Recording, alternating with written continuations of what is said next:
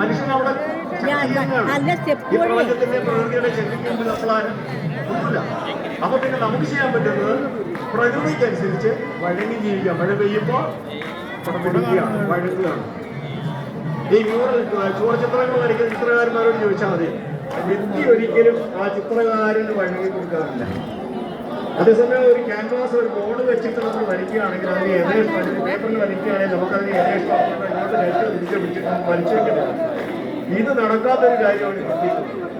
അപ്പൊ ഭിത്തിയിൽ ചിത്രം രചിക്കുന്ന ഒരാൾ ഭിത്തിയെ എന്താണോ അവിടെ എഴുതാൻ ഉദ്ദേശിക്കുന്നത് അതനുസരിച്ച് അയാളുടെ ശരീരത്തെ വഴങ്ങി കൊടുത്തിട്ടാണ് എഴുതേണ്ടിയിരിക്കുന്നത്. നമ്മള് പ്രകൃതിയെ വഴങ്ങാനുള്ള ഭാഗമാണ്. ഇത് തന്നെയാണ് നമ്മുടെ സംസ്കൃതിയിൽ പറഞ്ഞത്.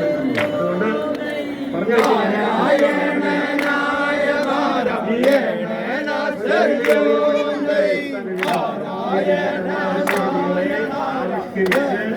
അതിനെ സന്ദേശങ്ങളാക്കി